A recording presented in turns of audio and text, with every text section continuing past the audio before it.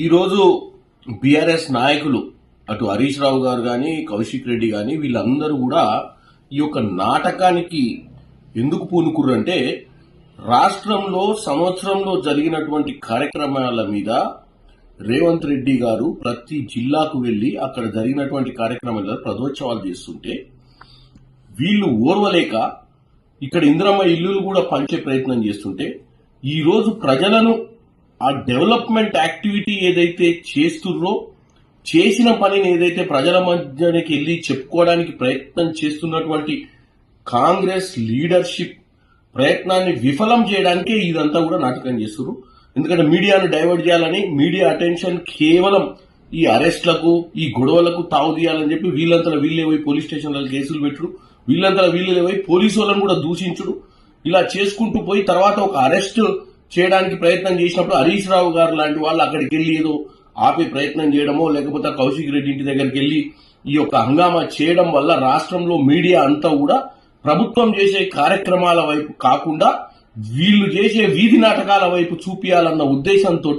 ఈ రోజు ఇదంతా కూడా తెరలేపడం జరిగింది. ప్రజలు అర్థం చేసుకోవాలి, కాంగ్రెస్ పాలనలో గత బీఆర్ఎస్ పాలన 10 ఏళ్లలో జరగని కార్యక్రమాలు కాంగ్రెస్ లో 1 సంవత్సరంలో జరుగుతున్నాయి. మంత్రులు, ముఖ్యమంత్రి రేవంత్ రెడ్డి గారు అందరూ కూడా ఈ రోజు ప్రతి జిల్లాకు వెళ్లి అక్కడ కార్యక్రమాలలో పాల్గొంటున్న సమయంలో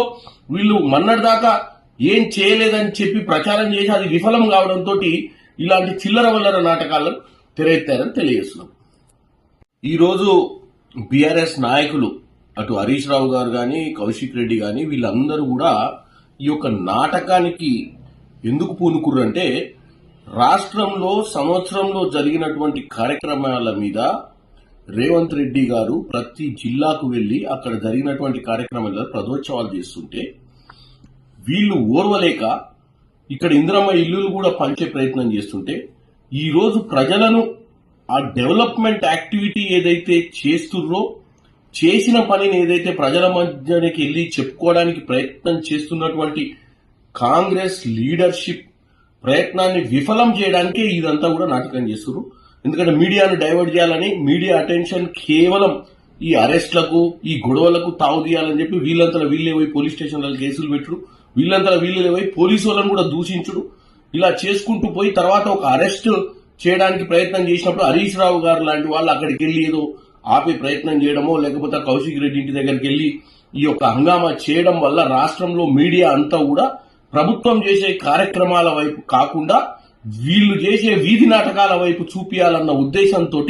ఈ రోజు ఇదంతా కూడా తెరలేపడం జరిగింది. ప్రజలు అర్థం చేసుకోవాలి, కాంగ్రెస్ పాలనలో గత బీఆర్ఎస్ పాలన 10 ఏళ్లలో జరగని కార్యక్రమాలు కాంగ్రెస్ లో 1 సంవత్సరంలో జరుగుతున్నాయి. మంత్రులు, ముఖ్యమంత్రి రేవంత్ రెడ్డి గారు అందరూ కూడా ఈ రోజు ప్రతి జిల్లాకు వెళ్లి అక్కడ కార్యక్రమాలలో పాల్గొంటున్న సమయంలో